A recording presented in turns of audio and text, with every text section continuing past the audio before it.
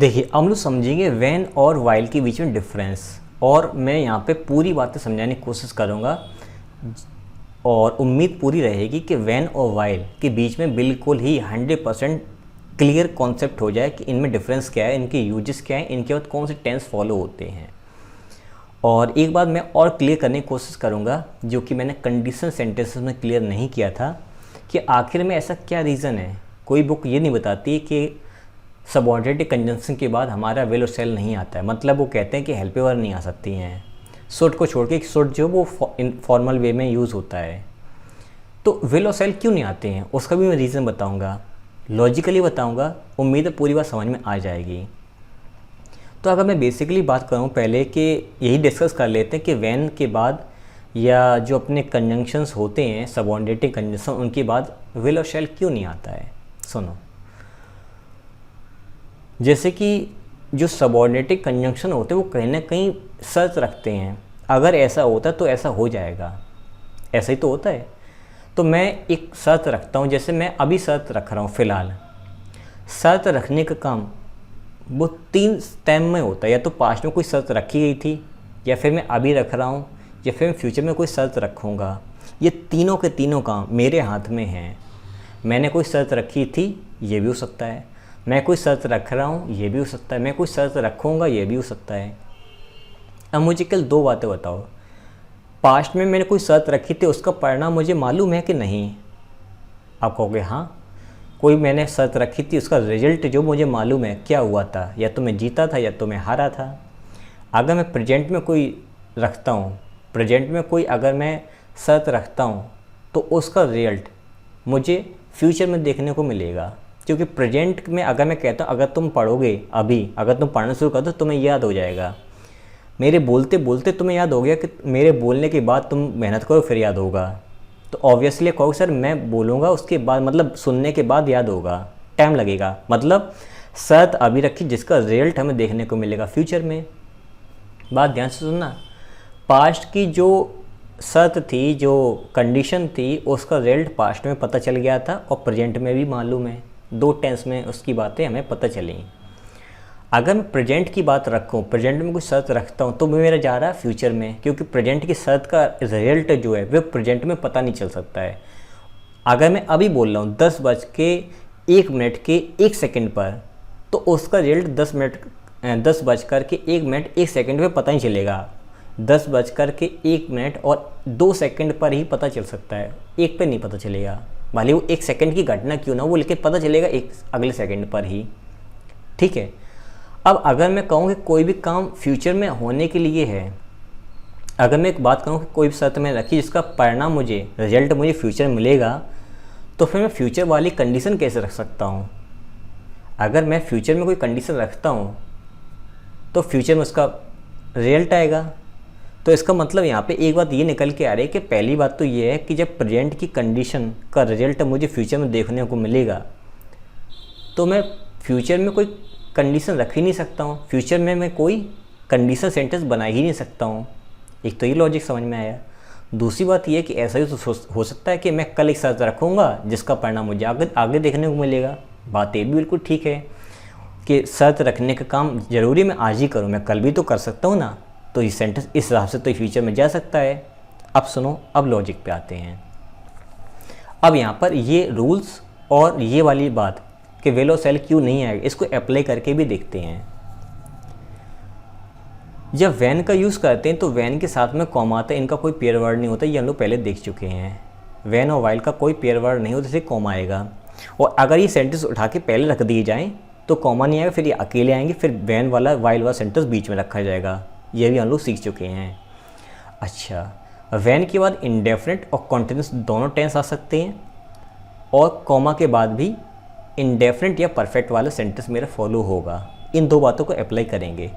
While में दोनों तरफ कॉन्टिन्यूस आता है, इसलिए आता है NUOUS, स्पेलिंग गलत थी। दोनों तरफ ING वाले टेंस आते हैं।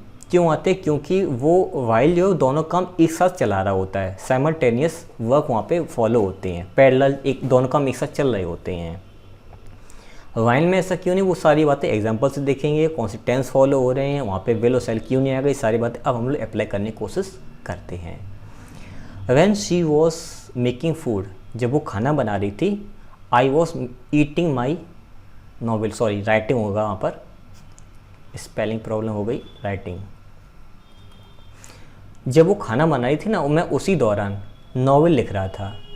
अब ध्यान दो, दोनों काम एक साथ चल रहे थे। जब दोनों काम एक साथ चलते हैं तो वैन नहीं होता है। वैन तो ये बताता है कि ये काम होने के बाद वो काम हुआ, तो वैन ना होकर के यहाँ पर यूज़ होगा वाइल। ये आपको बात समझ में आ गई होगी।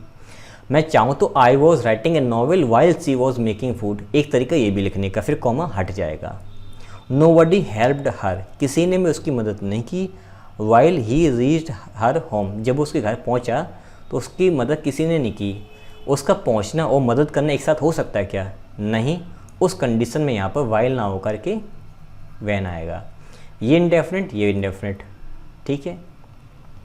ही केम टू मी, वह मेरे पास आया। वाइल आई वॉज रीडिंग, जब मैं पढ़ रहा था उस समय वो मेरे पास आया। तो हम ध्यान दें कि जब वह मेरे पास आया तब मैं पढ़ रहा था, ये कंफर्म कैसे हो सकता है? ये तो बाद में पता चला ना कि वो मेरे पास आया, वो आ नहीं रहा था, मेरे पास आया। उसका आने का काम ख़त्म हुआ, उस समय मैं तब भी पढ़ रहा था। क्लियर? तो दोनों काम एक साथ नहीं चल रहे थे। उस कंडीशन में वैन आएगा। यहाँ पे कॉन्टिन्यूस, यहाँ पर इंडेफिनिट। बात फॉलो हो गई है। While she was asleep then the thief entered the room, जब वो सोई हुई थी ना, सोई हुई सी थी, मतलब सोई नहीं थी, मतलब आँख लगी ही थी लेकिन पूरी नहीं सोई थी। उसी दौरान एक चोर उसके घर में घुस गया।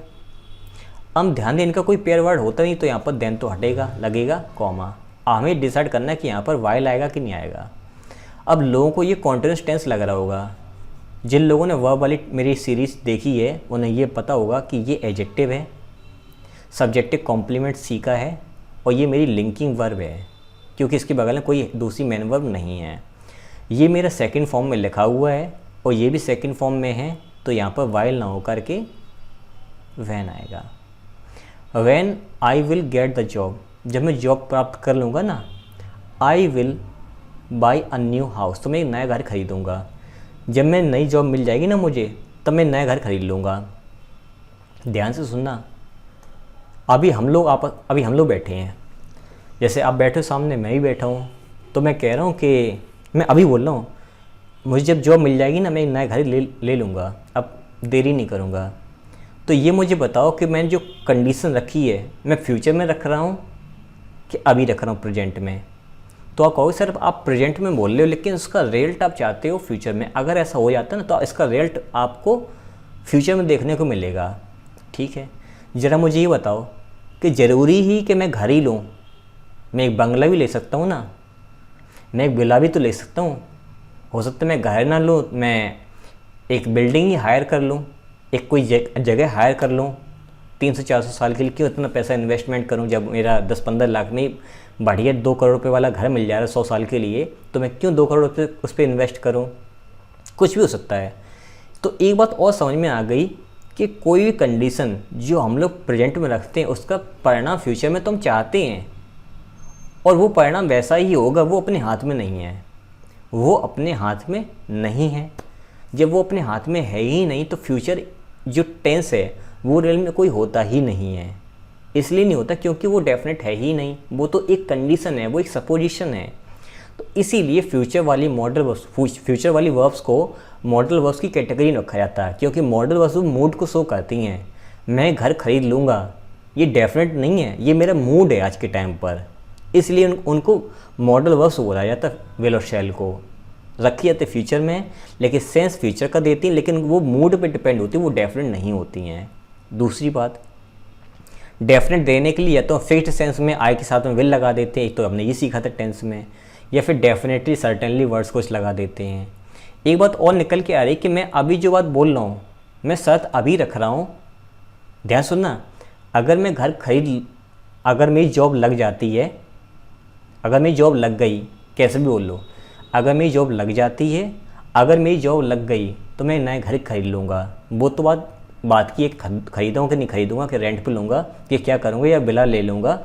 लेकिन मैं कंडीशन तो वर्तमान में रख रहा हूँ ना, लेकिन उसका लेकिन उसका परिणाम चाहता हूँ फ्यूचर में, क्योंकि वो मेरे हाथ में नहीं है, वर्तमान की स्थिति में नहीं है, फ्यूचर बताएगा कैसा होगा कि नहीं होगा। इट मीन्स मैं कंडीशन तो प्रेजेंट में रख रहा हूँ, मैं कंडीशन प्रेजेंट में रख रहा हूँ, तो यहाँ पे विल क्यों आ रहा है? विल नहीं आएगा इसी वजह से।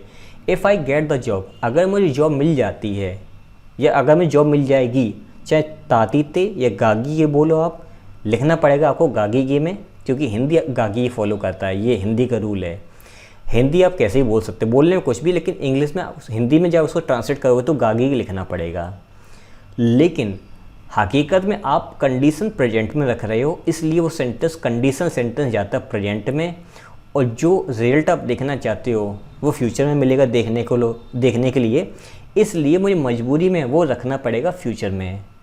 फ्यूचर में इसलिए भी रखना पड़ेगा क्योंकि वो मूड पे डिपेंड करता है, इसलिए मेरा यहाँ पर फ्यूचर का आएगा। ये रीज़न था कि यहाँ पर कंडीशन सेंटेंस में इफ़, वेदर हो, वैन हो, कुछ भी हो, उनके साथ में विल और शैल इसीलिए नहीं आता है क्योंकि कंडीशन रियल में प्रेजेंट टाइम पे रख रहे होते हैं, इसलिए वो प्रेजेंट में जाता है। परिणाम अपने हाथ में नहीं है, रिजल्ट अपने हाथ में नहीं है, वो दिखेगा फ्यूचर में, इसलिए हम लोग रखते हैं अगला सेंटेंस फ्यूचर में। एकदम कॉन्सेप्ट क्लियर हुआ होगा आपका। वाइल द सन राइजेस, जब सूर्य निकलता है ना तो पक्षी जो है ना वो चहचहाना या सिंगिंग करना शुरू कर देते हैं। तो सूर्य निकलते निकलते वो चहचहाना शुरू करते हैं, सूर्य निकलने के बाद करते हैं। तो जनरली देखा तो सूर्य थोड़ा सा निकला, उन्होंने चहचहाना शुरू कर दिया।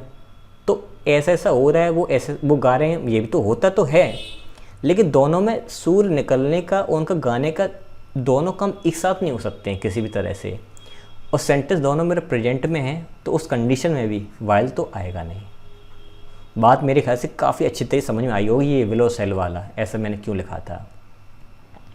When I reach her home, जब मैं उसके घर पहुंचा ना, she has done her all works, तो उसने अपने सारे कार्य कर लिए थे। ऑल का तो वर्क्स कैसे आ गया, काउंटेबल कैसे बन गया? वर्क्स काउंटेबल भी होता है, अनकाउंटेबल भी होता है। ये बातें मैंने आपको नाउन के बिल्कुल लास्ट में बताया था, हर चीज़ बताई थी। फिशेस में क्या डिफरेंस है, हर चीज़ मैंने वहाँ पे आपको समझाई थी, देख लेना जा करके। तो यहाँ पे वर्क का मतलब क्या है, उसको जो भी कार्य मिले, जैसे कि साइंस का प्रोजेक्ट मिला था, रूम साफ़ करने का मिला था, ये प्रोजेक्ट वो प्रोजेक्ट, जो भी काम मिले थे इनको काउंट कर सकते हैं कि करके वो सारे काम उसने कर लिए थे। तो यहाँ पे वैन मेरा सही है, यहाँ पे प्रेजेंट में, यहाँ पे परफेक्ट सेंटेंस मेरा आया हुआ है। उम्मीद कर रहा हूँ वैन और वाइल में डिफरेंस समझ में आया होगा। कंडीशन सेंटेंस में विल और शैल क्यों नहीं आता ये भी आपको पता चल गया होगा। कौन सा टेंस किसको फॉलो करेगा वाइल में और वैन में, ये भी आपको समझ में आ गया होगा बिल्कुल ही डिटेल में।